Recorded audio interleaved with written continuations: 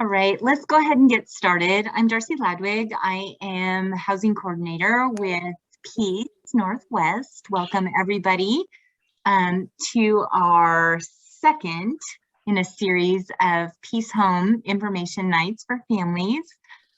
We have a special guest tonight, Cathy Murahashi from Community Homes, and she is going to share with us housing models, and she has a wealth of knowledge and some great resources for all of you. And I think her presentation is amazing, and you'll have opportunity for questions. And so go ahead and share my screen with Cathy.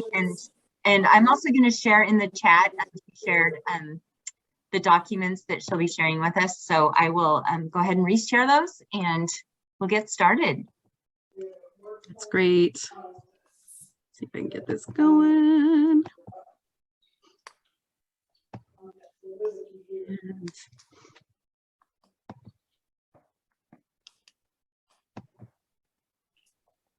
that's great. Well, thank you for having me. You know, Darcy and I have known each other a long time. We've worked together in the past, and I'm just really happy to be here tonight. I am the Education and Outreach Manager for Community Homes. And I always have to say this part because in collaboration, we have grants to be able to give presentations through City of Bellevue, City of Bothell, City of Redmond, City of Woodinville, and Snohomish County DDD, which we're very excited about. And so, you know, I'm the Education and Outreach Manager, but, you know, my number one role is mom, and I have a 34-year-old daughter who has IDD, and you know, ironically enough, she still lives with me, and I always tell families that I'm on this journey with them and learning right along with you. And I just will invite you. We have some things that may be of use to you. We also offer other workshops on housing, and these are our upcoming workshops in the next few weeks. And then we will start our series again, starting around the 1st of April. And we also have a once-a-month family networking group, and it's via Zoom. So we have people that come from across the state. It's just a good place to connect for people that are in the process of preparing for housing, for information support, a little bit of advocacy, and envisioning the future. And we have a Housing Readiness Facebook group that you can join. If you look up Community Homes Housing Readiness, it'll tell you about our workshops, but I also put articles about housing and places to ask questions. It's a closed group, so it should be fairly safe if you want to ask things. And let's see. Oh, and there is the handouts. Thank you, Darcy. Just use your chat box to ask questions, and at the end I will turn off the PowerPoint, and then you can just ask lots of questions, and we'll make sure we're not recording then. If you go to the handout link that she just put in the box, this is what you'll see. There's kind of an overview of housing models that you can go through, the PowerPoint, and then there's just a one-pager about community homes. A little bit about community homes. We've been around a really long time. We started about 25 years ago, and it was started by a dad who was looking for housing for his daughter. And he looked around and said, you know, we don't have very many housing options for my daughter. And what could we figure out? And he said, well, I wonder if we could use this model, the adult family home model that was created for the elderly. But he says, I think we can tweak this. And he did. And so here we are. And you know what? His daughter was in our first home, and she's still in our first home 25 years later, as are 2 other ladies in that house. So they have been really sustainable. You know, our mission is to provide, promote, and sustain exceptional community-based housing for adults with IDD. We have about 50 adults that we serve in our homes. We now have 10 homes. 8 of them are adult family homes, and 2 of them are shared living homes. And also, of course, we do our education program and housing navigation services, as well as our family networking group. So just a little bit, you know, the purpose of all our workshops is to empower families to find, create housing for their family members. And we really started these workshops a number of years ago. Prior to me being here, they started doing some introductory workshops because we knew that we could not serve everybody. And we saw so many families that were, you know, just in dire need of housing. And, you know, it's like, well, we can't, you know, we can't do, you know, all the adult families and homes in the state. So we decided that what we could do was educate families about housing. And so over the course of time, we have grown our housing workshops. We went from having 2 to now we have 16 modules, actually. So, you know, in various bite-sized pieces around different parts of housing. So tonight we're going to talk about models. And so we'll just kind of give you an overview of the available models, and then, you know, thinking about what you might want to think about and what you need to think about for your next steps. So a little bit about housing in Washington in general, because I think it's always really important to kind of know the status of what's happening. Let me change this here.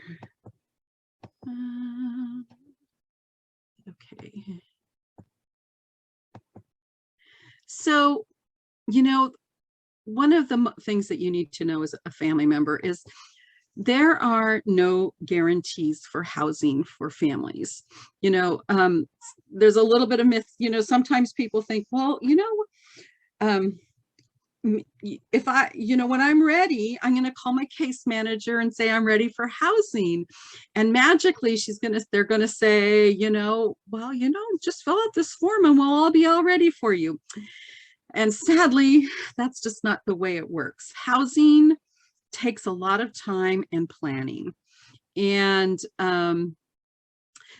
you know, your case manager will give you ideas, but really the bottom line is that there's really not a lot of models available. We're going to be talking about the models that are available today, but there's not a lot, and our system just doesn't have a lot of capacity. You know, so I've even heard some people from DDA say that we're not in the housing business, you know, so, and that's kind of shocking when you think about it. You know, so even in the models that we do have, you know, in the portion that we call supported living, they don't have capacity to take new clients.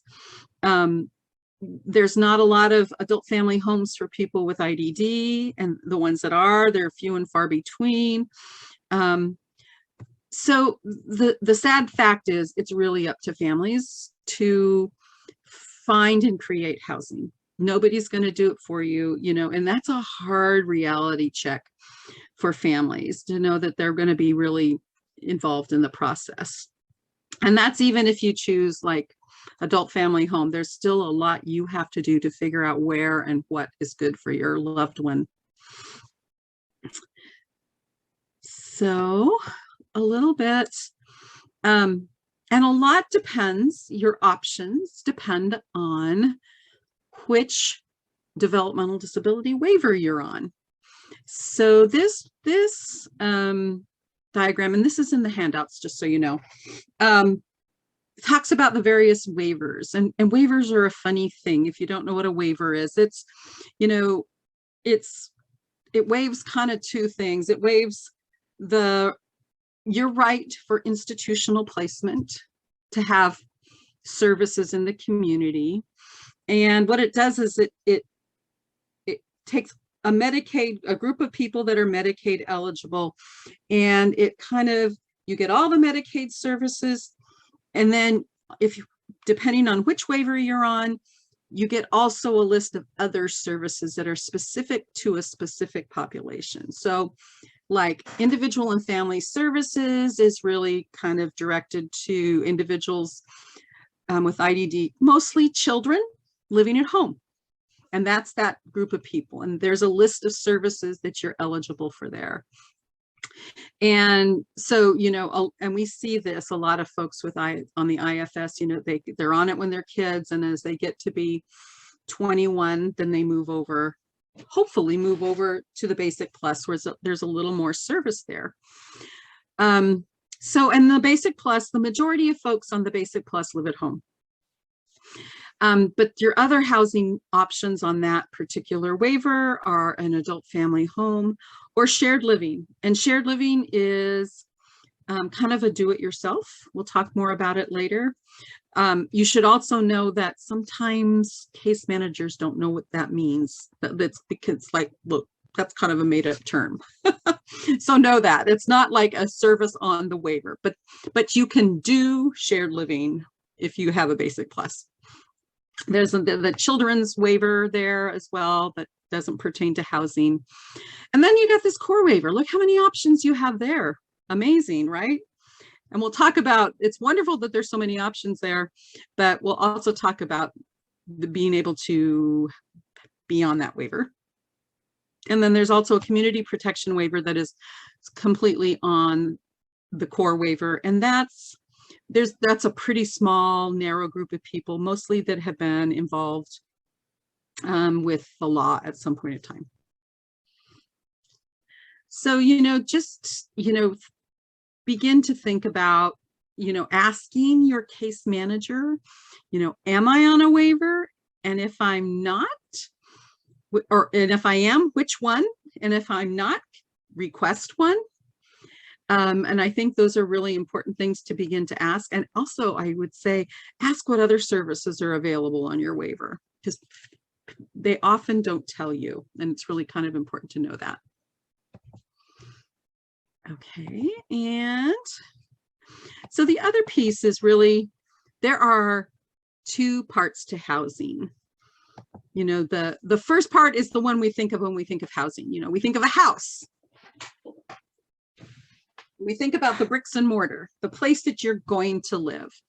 And that's a really important part of housing. But there's also a part of housing that's just as important. And it's for our folks that need to have support needs with developmental disabilities, it's really important. You know, it's the support and care to live in the house, right? And you really need both for, you know, if you have often if you have a disability, you're going to need both pieces. As we go through and talk about the various models, you'll find that each model provides these two things differently. They're not quite the same. How they're paid for, you know, how they might happen may be different. So pay attention to that. How's the support provided, and how is the physical house provided for? So let's talk about some models. So, you know, just a few things, you know, we're going to talk about the different kinds of models and what they look like. And I think that's all I need to say there. Let's see. And these are the ones we're going to talk about first. And I'm going to talk about the ones first that are the least accessible, the least available. So you're going to hear about some great models, but then you should realize that the availability of them may not be as high as you would think. But so we're going to talk about supported living. We're going to talk about something called SOLA. We're going to talk about companion homes, group training homes, adult family homes, and then lastly, shared living. And in the handouts, there is, on each of these models, there's like a one page that kind of gives kind of the basics of each model. And so you can kind of look at them, and I'm trying to remember, you know, it's how are things paid for, who qualifies, which waiver do you need to be on, so forth. The other thing to think about is in each of these models, what is and isn't covered and provided in each setting. Some models include some daily activities and getting out into the community. Some provide nothing. So you also have to kind of factor that in as you're choosing models. You know, if they go into that model with, you know, how, and they don't have access to activities, how would you provide for that? And think about that. Okay, here we go. Let's talk about supported living. So this is the model. You know, model's been around a long time now. It's been around since about the 80s. It was really started as a way, as they were moving people out into the community from institutions, that they use this model. And it starts on a beautiful premise. It really starts with, or should start with, kind of a person-centered focus. You know, they're supposed to think about this as what we do for the family or the individual, and creating housing around them. But here's the deal. So it requires a core waiver, and frankly, only those that are in very grave crisis are getting that right now. So here, let's talk a little bit more about the model. So again, beautiful model. Usually 1 to 4 residents. Here's that deal about having the core waiver. Once you have the waiver, you must work with a supported living vendor. You know, that they're the ones that are going to help find the house. They're going to staff it and provide all the support that they're supposed to, they're required to provide, is going to be done by the vendor. There you go. It provides staffing. The other thing is, in supported living, the caregivers usually work in shifts. So if you have somebody that has 24/7 care needs, they're going to have, you know, usually have 3 different people per day that they're going to need to staff. And then theoretically, they are supposed to provide for all the care and what we call habilitation needs of the person. And habilitation means teaching them life skills, really, is what habilitation means. So they're supposed to, it's kind of supposed to be, we're supposed to take care of all of your needs, which is really great. But the reality is, you know, because of the shifts, we have a labor shortage right now, right? We're hearing it all over the place. We have a labor shortage. And what we're finding is that, we got somebody, let's see. Okay. There's about a 50% turnover rate, staff turnover rate per year. So, you know, if you've got 3 people and 50%, you know, you're going to have 1.5 person change, right? Throughout that year. So you're going to have a lot of staff turnover. So that can be a limit. The other limitation is you really don't get to choose who you're going to live with, or frankly, you're not going to get to choose where you live or who your caregiver is. So, you know, that's going to be up to the vendor. And that can be hard, especially, you know, the who you live with and where and who your caregiver is. Families don't have any say. So if they get somebody in there that you just see as problematic, you can complain all you want, but you have no right to they have no recourse in that. It's their choice who's in there. So that, you know, that can be a downside. The costs, supported living, you know, pretty much pays the rent, food, utilities, and participation are paid by the participant from their benefits. And if their benefits doesn't cover it, I think they have to pay part of it. You can use a Section 8 voucher to live in supported living to bring the cost down for rent. All the services except employment, and that includes personal care, habilitation, and supervision. Everything except for that employment is included in is paid for by Medicaid through your Medicaid core waiver. And what happens is they calculate it out. There's kind of an assessment.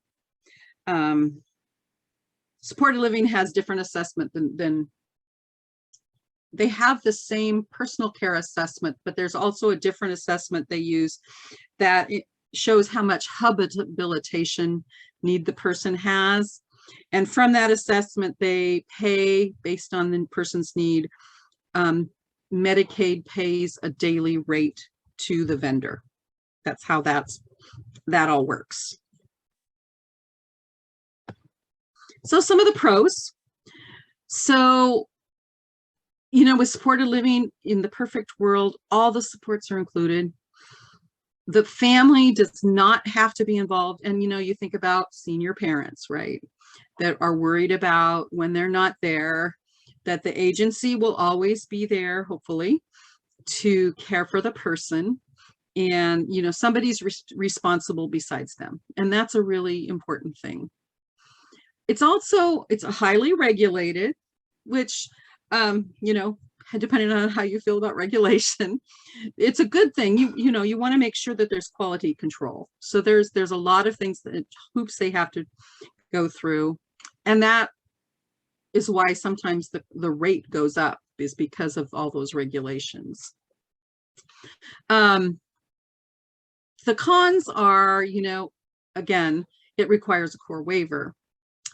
So if you have a son or daughter like mine, you know, she, like I said, she's 34 and she gets along pretty well herself. She gets herself up every day and she has a 20-hour-a-week job, and, you know, she doesn't require a huge amount of care. She's not going to be she's not going to be getting a core waiver, right? Because she's not an immediate crisis. So, and even those that have folks that have very high support needs, it's going to be a really long wait. And sometimes it's really hard to watch when some of these families are waiting to get the support needs taken care of. The other con is that high staff turnover. So if you've got a person that really needs consistency, right? High staff turnover can be really not a great thing. Other people, that's not a big deal. Whoever comes today, I'll work through it and figure it out. Again, you cannot choose who you live with or who cares for you. So also, usually it's usually based with a rental. So, you know, if the rent goes up, then, you know, you've got to find a new place to live, and that can be challenging. And in this, housing is hard right now, affordable housing. Okay, so that's kind of the broad brushstroke about supported living. This model is SOLA, and that's State Operated Living Alternative. So it's pretty much the same service as supported living per se. The difference is that the staff that are there are state employees. So what does that mean? It means that they're paid at a higher rate and have better benefits. So it really means that their staff are probably more consistent, are going to be staying there long. Although with this labor shortage right now, I've heard that even SOLAs are struggling somewhat. The home is usually owned or rented by the state. And again, that core waiver. So we talked about how hard it is to get on the core waiver and how hard it is to get in supported living. SOLAs are like the highest of high needs for folks, mostly people coming out of residential habilitation centers or exiting the hospital. And, you know, where they can't really figure it out, that they're in SOLAs. And again, it has some of those things about not choosing where you live or who your caregiver is. And, you know, I live in King County, where most of the supported living agencies no longer have moved all their clients outside of Seattle because they can't afford it. And it's not uncommon for folks in our county to see people moved for SOLA or supported living to the other side of the state, to Spokane or east, you know, somewhere in Eastern Washington where housing is less costly and that the labor market is maybe a little bit better.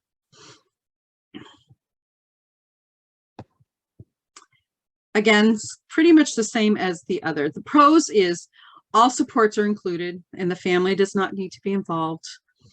Highly regulated. The other pro compared to supported living is usually have a more consistent staff because they're paid better. And that can be really important. And then the cons, again, that core waiver, you know, you're going to wait for that. And it's those in crisis. You can't choose who you live with. This is the SOLA model is the highest cost community-based model that we have. It's very costly.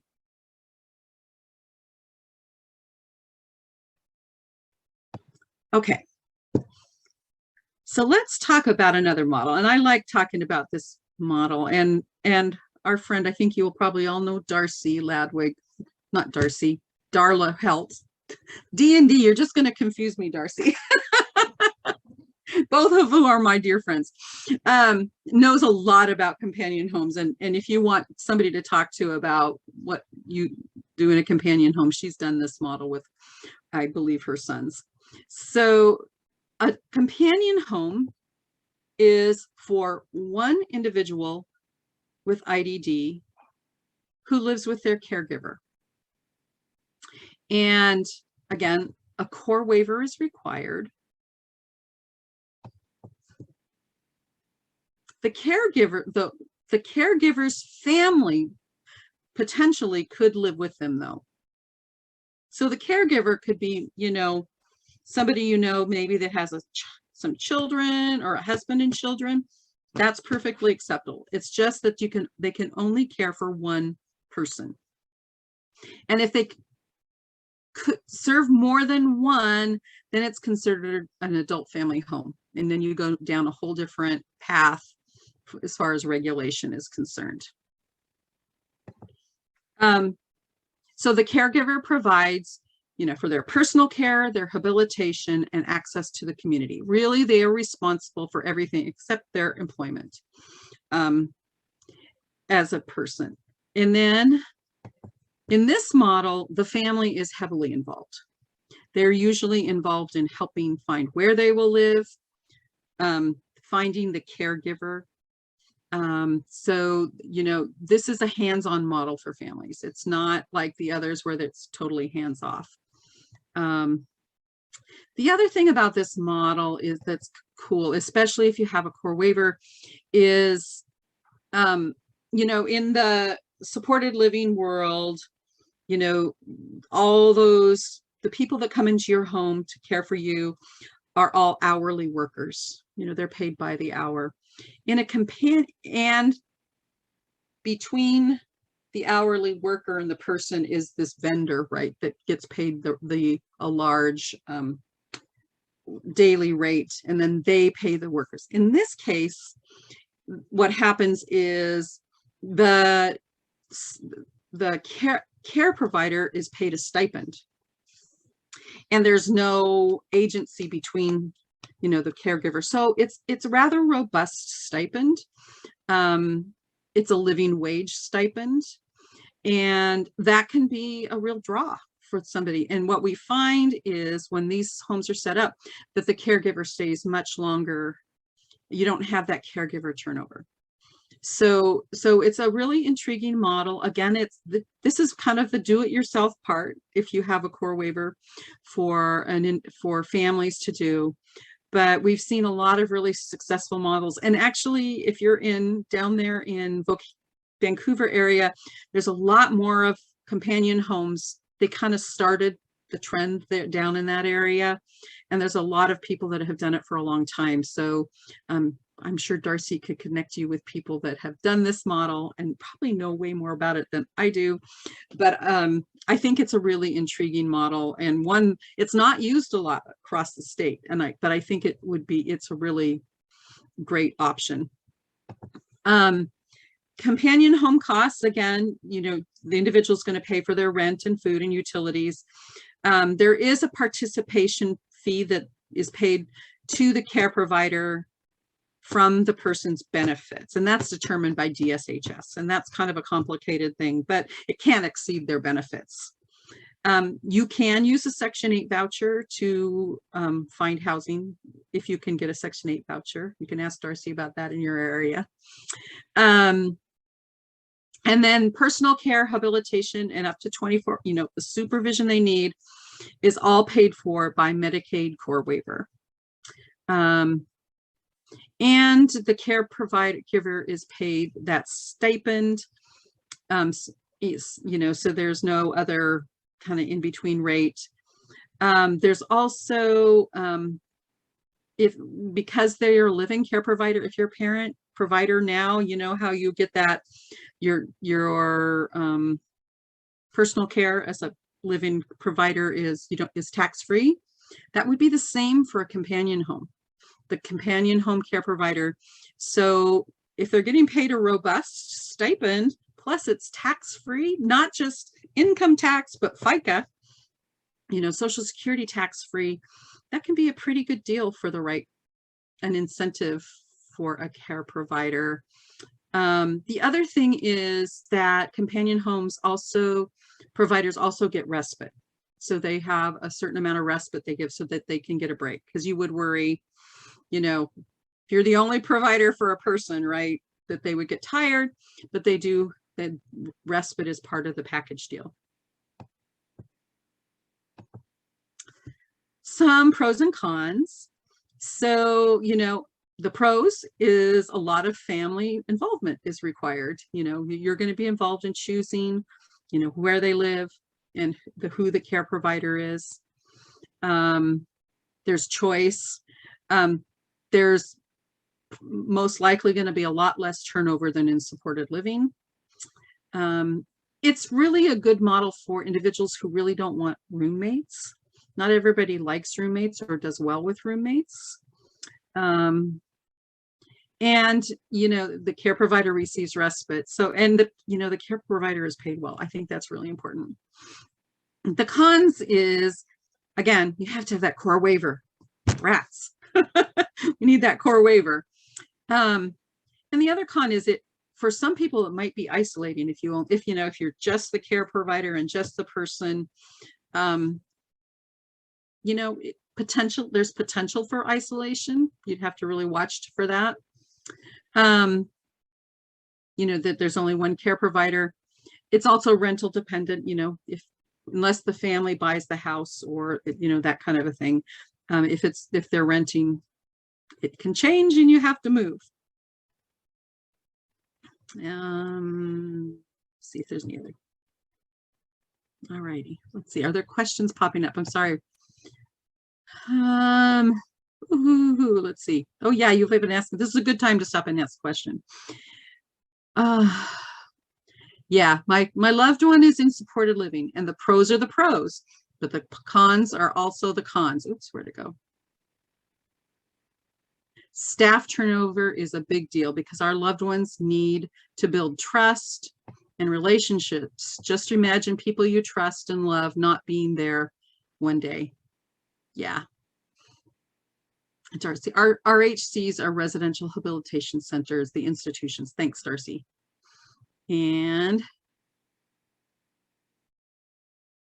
if you are related to a person with IDD, could you be a companion home provider to them?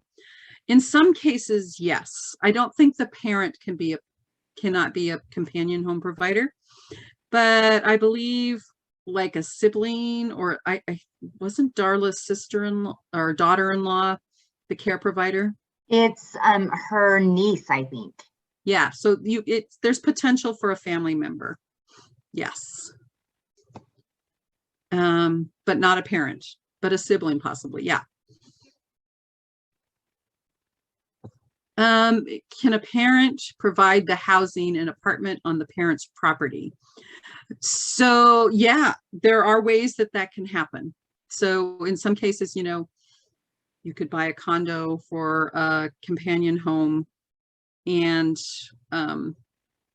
your loved one. That's perfectly acceptable.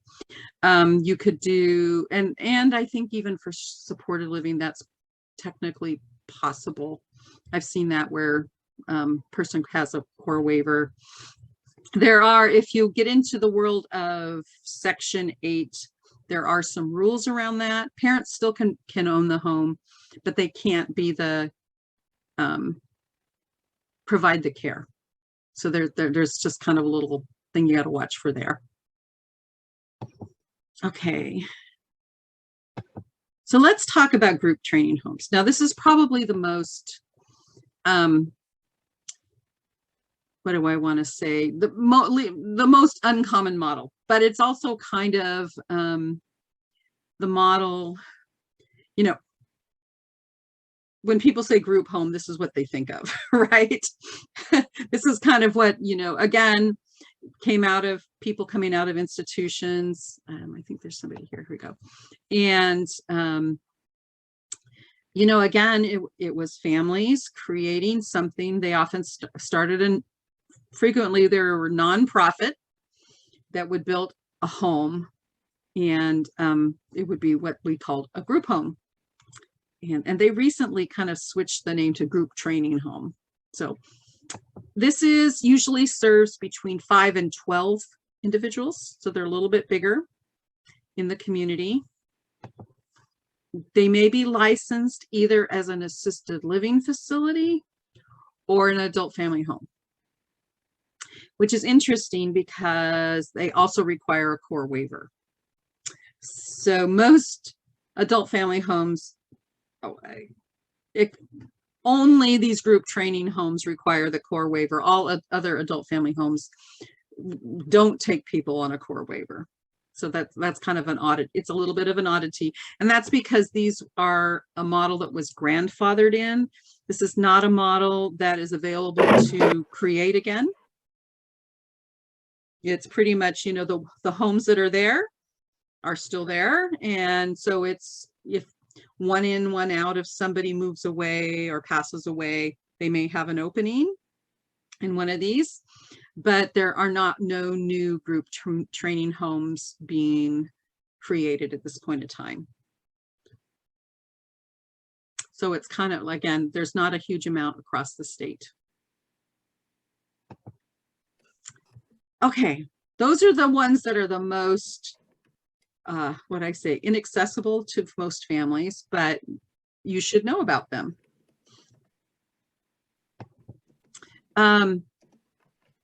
So this is talking about adult family homes, and this is what Community Homes has done. Let's see. Oh, see if there's a question here. Oh, okay. I'll let Darcy answer that. So an adult family home provides housing, food, and care to vulnerable adults. Usually there are between 5 and 6 residents in a home. The homeowner may be the caregiver. They are state regulated. I'll talk about that in a minute. But they're kind of a ready-made model.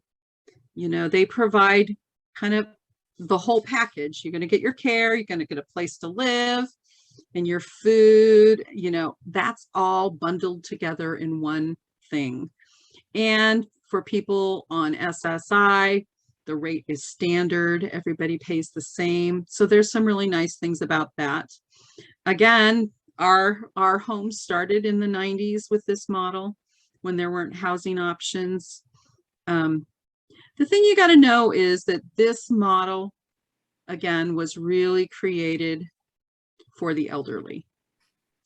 There, you know, we There are homes like ours that were created specifically for people with IDD and have used this model.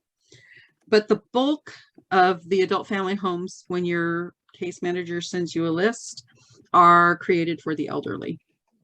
And you just need to be aware of that. There's about 40, I believe, AFHs that were specific to people with IDD across the entire state. So there's not a huge amount.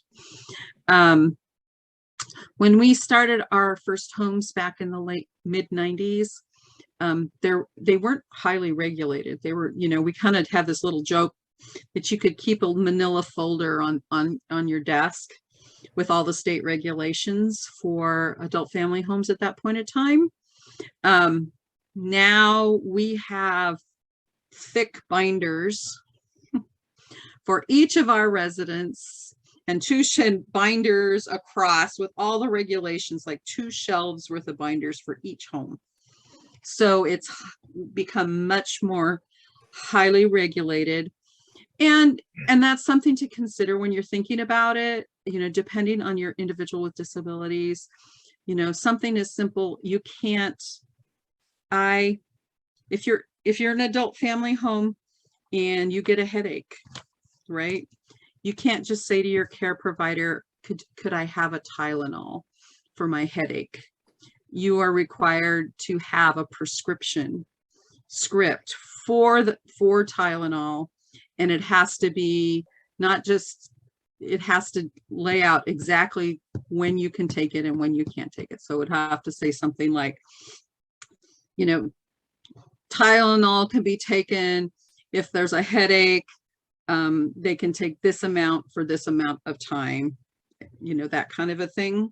It's not just up to the discretion of the care provider or the person. So there's a lot that can sometimes be really surprising to parents when their loved one moves into an adult family home. And it's not just, prescription drugs that are like that. It's over the counter, even medicated shampoo that you can buy over the counter would require script from your doctor.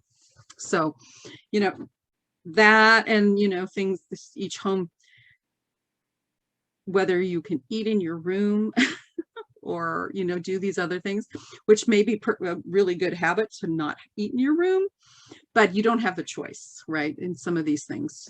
And so those are things that you would be wanting to ask about an adult family home when you're looking for one, is what kind of rules and regulations not only does the state give, but does the home hold.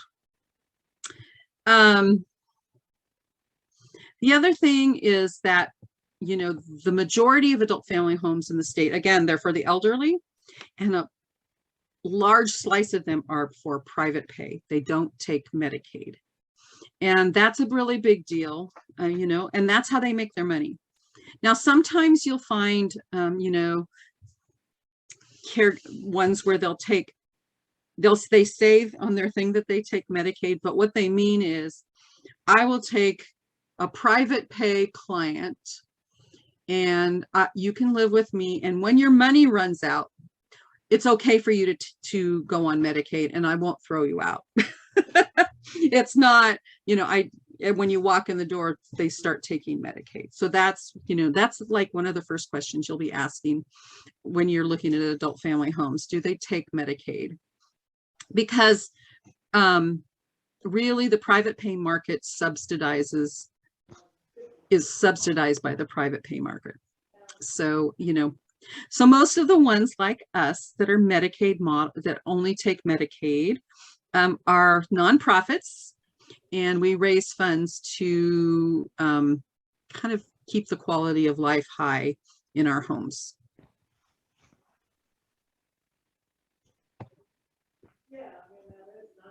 So some things about adult family homes. Food is paid for by the residents, by their benefits. This year, I believe it's about $769. That's set by DSHS yearly.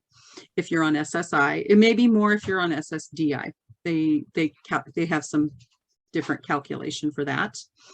Your personal care, all the supervision, and, is all paid for by Medicaid. Usually what happens is, how you have your yearly assessment for personal care hours. When you decide to go in an adult family home, they take that very same assessment and those hours, and they convert them into a rate that is paid to the care provider. So, and usually, typically, folks between $85 and $105 per day. And then the resident pays the participation amount, which is calculated, again, the $769 this year by DSHS. So all those things are included. One thing that's new, and I don't think I said it elsewhere, that's come in the past couple of years, there's also for some adult family homes, and they have to go through training and they have to, go through some hoop, do something called Meaningful Day. And it's an add-on rate above and beyond their, personal care and supervision rate, to that they're supposed to provide some meaningful activities for their individual, for the individuals in their homes. Now, it's unfortunately not everybody, not all individuals qualified, and it kind of is more of a based on behavioral issues. If there's some sort of behavioral, but you can stretch what that means kind of far. Somebody that might be having a little trouble moving in may qualify for Meaningful Day, but it would definitely be something you would want to ask the home if they provide Meaningful Day, and whether your loved one qualifies for that.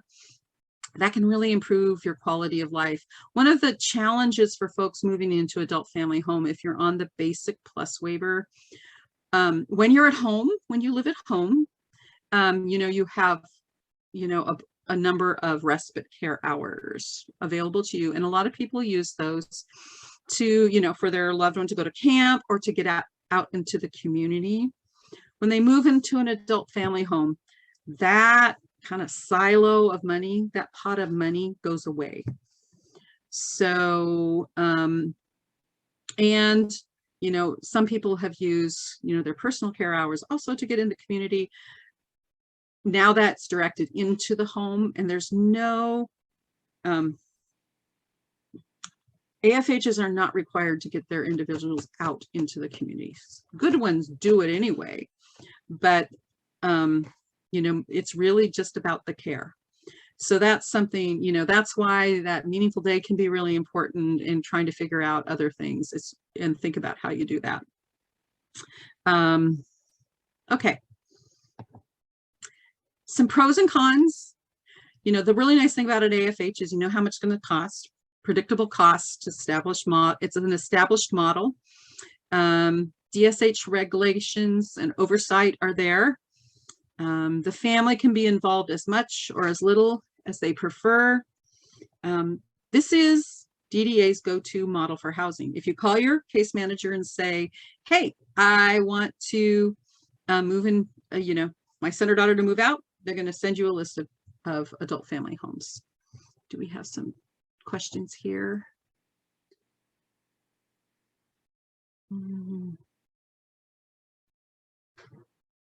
Okay, so the daily rate, the individual pays the same amount for their room and board. That's what I mean by that. That's separate from the daily rate that's paid to the care provider. And the care provider's rate is based on an assessment, just like your personal care. Let's see, what did I say? Delegation. There can be nurse delegation in adult family homes.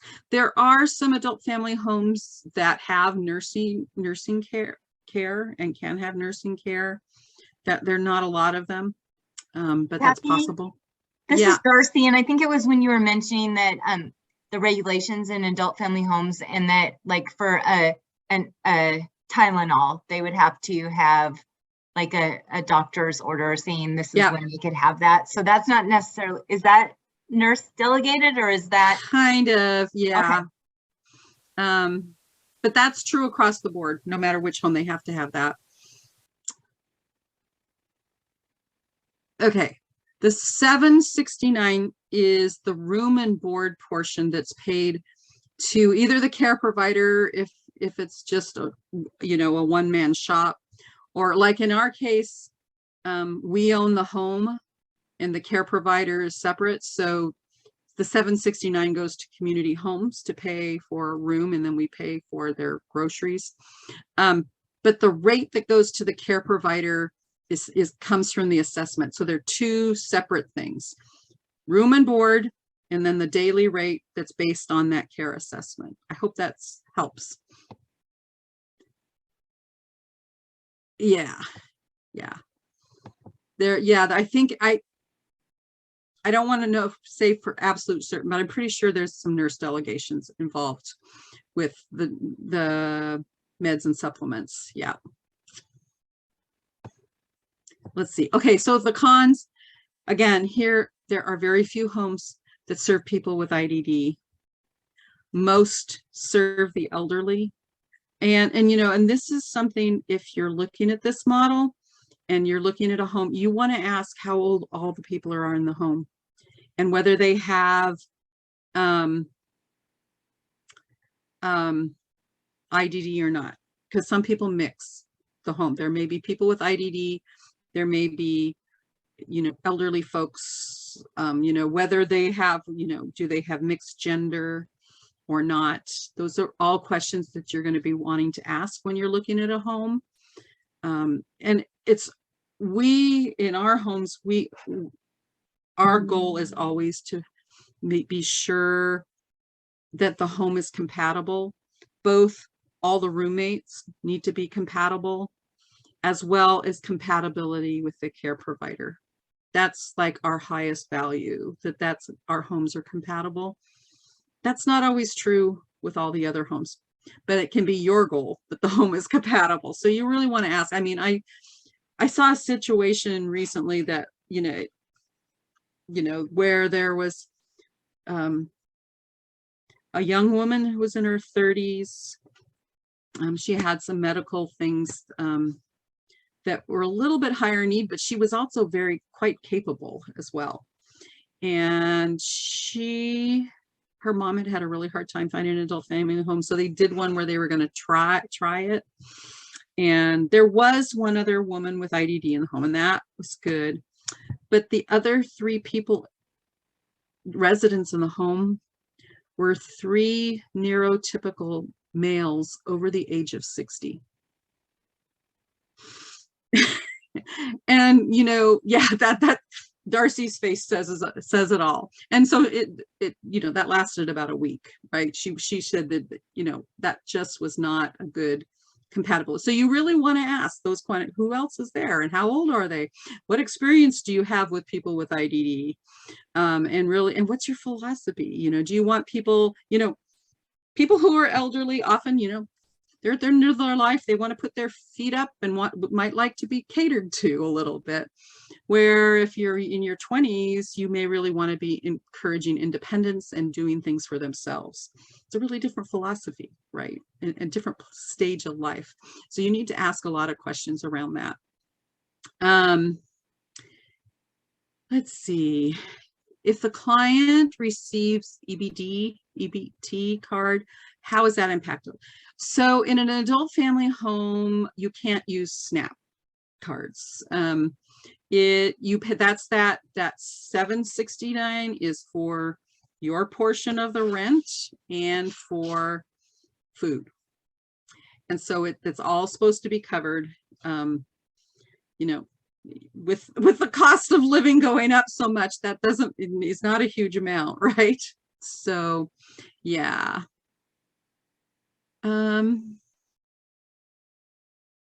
Yeah, how do you know that the roommates will be compatible? When we put together a home, we really focus on the individuals spending some time together before they move in, coming and meeting the others, getting to know them. It's not a perfect, there's going to be times you're going to go in there and it doesn't work, but we spend a lot of time looking for people with similar interests and similar, temperaments and similar needs to go into a home, and then do a lot of prep beforehand to make it. Doesn't always work out perfectly, but we've had a pretty good success rate with that. But that is really important. Are the AFH owners required to participate in an interview with the parents? They're a business and they can talk to, you know, kind of, it's up to their discretion who they interview or not, and what question, you know, whether they want people to come and be interviewed or not. You know, it's like they hold all the cards in that sense, but you know, most of the time they're going to want to have a conversation. But I can tell you, usually the first question they're going to ask is, what is their rate? Because that will, you know, they're going to want to know how much rate, and whether they, you know, and your first question will be, do they take Medicaid, right? Those are kind of the two. And a lot of times, if, you know, if they don't like what the rate is, move on. The funny thing is, kind of in the general AFH world, they want people with higher needs because they get a higher rate. But like in our homes, you know, we need, for us, it's making the balance of the home. So, you know, if people are pretty independent, they may have lower rates, right? But we want it to be, the home to be compatible. So that's a little different value. Yeah. Hi, Katie's looking for a roommate. That's great, but I don't want to rush into it if I'm not ready. Yeah, you want to make sure you find the right person. You know, the other thing, somebody said something about their friends. You know, I always say, friends, that's a really good place to start, is looking with your friends and people you know. But I always say, I have some pretty good friends and that I really enjoy, but there's some of them, I want them to stay my friend, but I don't think living with them, I wouldn't want to live with them, right? And that goes true for our folks. They may be really good friends, but they may be terrible roommates. So you have to go beyond just the surface of, you know, just because they're friends, right? It's a good place to start, but you do want to make sure, you know, if you got a morning person and a night owl, right? There's a whole bunch of things that you need to think about when you're thinking about roommates. Yeah. And, so okay. Cathy, I do have a question for you. So I believe that Darcy was talking about, I don't know when it's really going to be, but like I said, I am looking for a roommate, but I haven't had any really luck. I was going to ask my case manager if she could give me some options, but like I said, I don't want to rush into it, but I would like to. I always thought about moving to the Vancouver area because that's where my workplace is, but I also want to find like a group home or an apartment that's affordable. I don't know when Darcy's going to have that all lined up yet, but I don't want to rush into it if it's not something that I'm ready. I might be, I don't know, I might be ready in the next 2 years. I don't know. I'll just have to play this year by year, month by month, day by day. You know, Katie, you know what I would suggest? So I would make a profile about yourself, think about what kinds of things you like, what kind of people you like to be with. Okay. And think about what kind of, you know, life you want to have, that you could explain who you want, what you want your housing situation to be, and create like a one-pager so that you could share that with other people and say, hey, I'm looking for a roommate. This is what I can tell you about me. Will you tell you about, you know, tell me about yourself, and let's see if maybe we match a little bit. And how would I create like a profile? Is that something I could show to my case manager? Because he had me write down like this one-page thing that.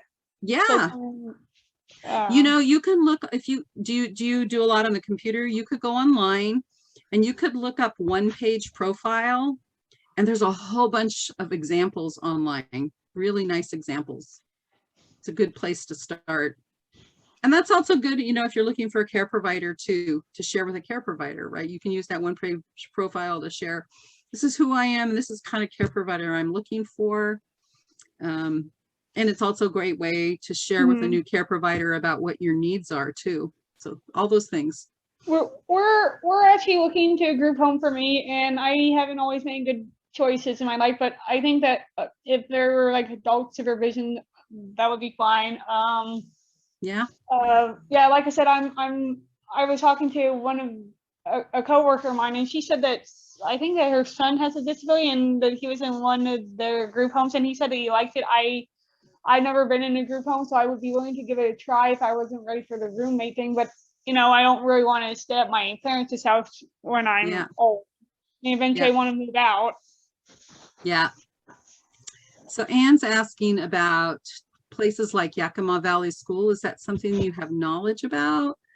Well, we do have, do we have 4 RHCs left in residential rehabilitation centers in Washington? They're getting smaller, I believe.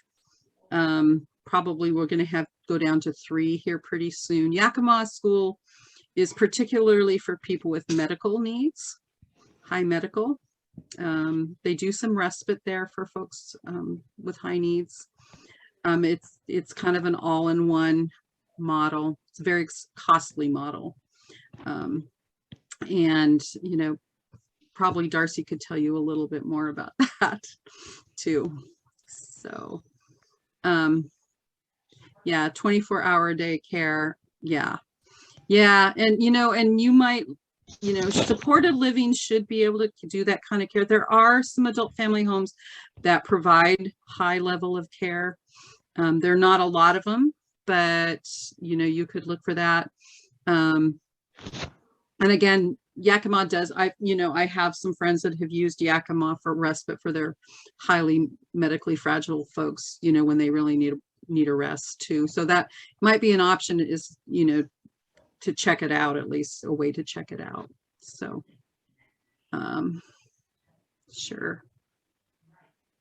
Absolutely. So, okay, so that's adult family homes. There's a lot to think about there. Let's talk about shared living. So, and this is kind of the do-it-yourself model. In this case, a home is rented by residents. The caregiver is hired to provide personal care services. So this is kind of a piecing things together. Usually there's between 2 and 4 residents, depending on the home. It can be a house, it can be a condo, it can be an apartment. And then they hire often, not always, but frequently they hire a live-in caregiver. And there's very limited regulations. The only regulations around this are related to making sure the caregiver has the proper training. And you should know, training for caregivers is the same across all the settings we've talked about so far. It's the same for supported living, for SOLAs, for adult family homes, and for shared living IPs. It's all the same 70 some odd hours of training. It's all nearly identical. And again, this is that do-it-yourself piece. Oftentimes what happens is people use Section 8 to bring the cost into, to make it affordable. Yes, Basic Plus waiver works for shared living. So, I'm going to step one step back again and talk about the history of shared living. Is very much like when we talked about group homes, it was family driven. AFH, supported living, and AFHs was family driven. Shared living is one of those family driven models when families were looking for other options, when there didn't seem like there was enough care being provided. So, that, again, is families trying to figure it out. So family, again, you can often seek out Section 8. A couple things around that. Section 8 makes it affordable. families, when somebody was asking, can the family member be the landlord? Yes. The only thing is they can't also be the care provider. They can be the landlord and own the home, but they can't be the care provider. And what happens is, so let's say you have, it's easier to talk about a scenario, I think. Let's say you have, here we got 3 guys there in the picture. These 3 guys live together in a house. And in this case, when I look at this picture, is like these 2 guys, one of the parents bought the house. They are the Section 8 landlords. These guys have Section 8 vouchers, and that brings their rent costs down to be affordable amount. It's based on usually about 30% of your income.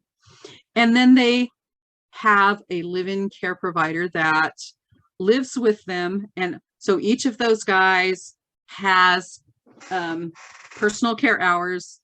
Let's say, I'm no good with math. Okay. Divide through like let's see, 160 is a full-time, right? Let's say they have 160 divided by 3. Somebody do the math.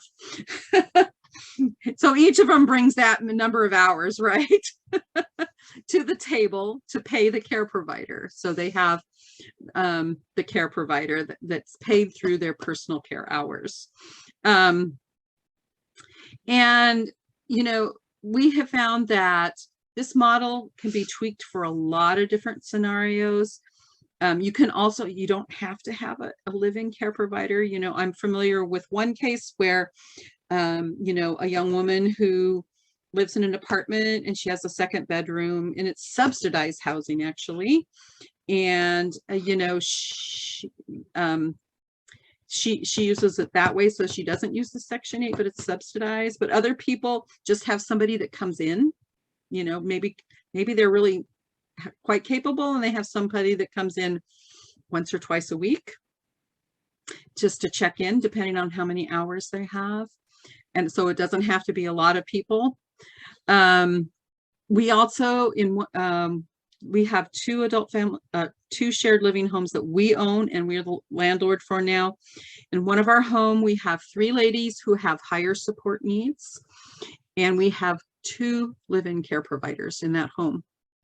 Because between that, and frankly, between the 2 care providers, we still have there's still overtime above the hours that they can pay between those 3 ladies. So they have a lot of hours, but they have 2 care providers in the home, so they give each other breaks, right? And it's a mother and a daughter, so that works really nicely. There's a lot of different ways that you can piece this together. In some cases, somebody was sharing with me, they have just a daughter that has very high medical needs, and I don't think she has any roommates, and she just has one living care provider, but she has an extra room for the other person, the one that comes in and spells the person a break. So it's kind of like a companion home, but she doesn't have a core waiver kind of a deal because she has a lot of hours, more than 300 hours a month. So she has a lot of hours to work on that. So there's a lot of ways, for each different scenario. Again, it can be a house, it can be a condo, it can be an apartment. So there's a lot of creativity and flexibility. Yes, in some cases, I know there's one model, I believe out of somewhere north, can't remember the county, north of us, that they have, it's like a home, it's a Section 8 home, and they each have their own room, but each of the persons has a different care provider. They just hire for the person to come in. What we've found is a live-in care provider provides a lot of stability in the home, and just allows for that. We just find that there's more consistency there, but that's not for everybody. Again, depending on the persons, right? I was also recently heard of a model where folks with higher behavior You know, they did it kind of like the companion home, one person care provider plus somebody else that came in to spell the person. And they waited almost an entire year before they brought a second roommate in till that person was really stable in that situation. So, you know, there's a lot of ways to think about there. Yeah. So, okay. Gotta go back up here. Shared living scenario are the same requirements for nurse delegating, caregiving. Yeah, I believe so. You can have nurse delegation. My son requires nurse delegation. So the care providers are IPs just like everybody else. They have to follow the same stuff around IPs and nurse delegation. If you have caregiving lined up, but somebody quits and there's no replacement with that level of training, that is something that you have to plan for. So you have to have a backup plan. It's really hard, but, you know, thinking about who else can step in that moment. And, you know, you would also need to spend a lot of time making agreements so that somebody can't just walk away on the day. You know, they have to give notice, those kinds of things. Yeah, that's really important. And that's one of the things you have to think about. Okay, let me go. So just a little bit about shared living. If you use Section 8, rent is usually 30% of the resident's income, and that includes utilities. Food and household estimate, you know, this was done last year, and we used to say 250 to 300. I would say probably more like 275 to 320. Because food has gone up so much this year. Now, what happens is most of our folks are eligible for SNAP food benefits. So you could factor that in to the and I'm guessing I don't know what the average rate is for SNAP. Do you, Darcy? For one person? I don't know that. I'm sorry. I don't either. You know, but I do know some people get as much as $200 a month. So it's not small. So, you know, that really brings the cost down if they're bringing in some SNAP. And then each of the individuals would bring their personal care to the table. And that would be paid for by Medicaid. And then supervision. So this is the deal. Personal care doesn't include supervision except for the actual activity. So it'll cover supervision for individuals doing, if they're bathing and dressing or eating, those kinds of things. But what it doesn't pay for is supervision if the guys are hanging out in the living room watching TV, right? They're not doing a personal care task. But so sometimes families would supplement a caregiver's pay if that's what they choose to do. Now, again, it just depends on the person. Again, some people have more than enough hours, and you don't really have to aren't concerned with that. It's actually the people that have lesser hours that sometimes this is an issue. You can't pay for more personal care because Medicaid won't allow that. But you can pay for additional supervision or other things that Medicaid does not pay for. Excuse me. Okay. Well, so some of the, sorry, my voice is kind of giving out. We're not too far from being done here. So some pros. It's a flexible model. It's a totally family driven. There are limited regulations. The cons are it takes a lot of time and energy to set it up. The costs may be higher than an adult family home. It's the pro is that it's family dependent. The con is also that it's family dependent. You just have to know where your family is. And then the instability of a caregiver, that what happens if the caregiver walks away. So you have to make a backup plan for that. And then you know, if you're renting, that could be an issue if you have to move.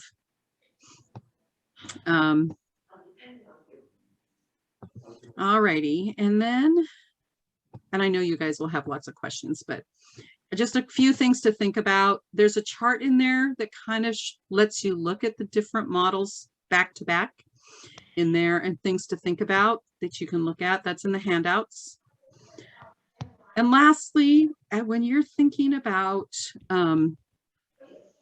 housing, I think before you decide on a model, you really need to step back and say, what is it that I want?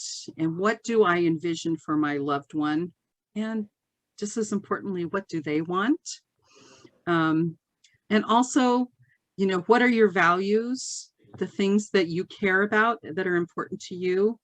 When you're working, especially if you're doing shared living, you're going to be working with other families. You need to be all on the same page and share the same values. And that may be really different from one family to another. You know, some folks, maybe their highest value is, you know, vegan and gluten-free eating or wellness and an active home. You know, that may be somebody else's value. Somebody else's maybe, you know, that the individuals are super independent and they get out into community a lot.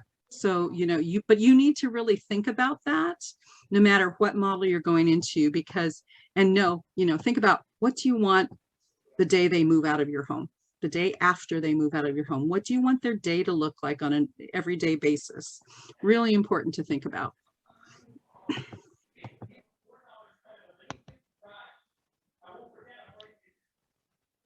Yes, a shared living, a family member can step in a temporary situation, especially if they bring them home. Some of our folks will, if the parents don't own the home, sometimes the parents will keep like 1 or 2 hours a month on their contract to keep their contract live, their IP contract live, so that if there's ever, so they don't have to go back and do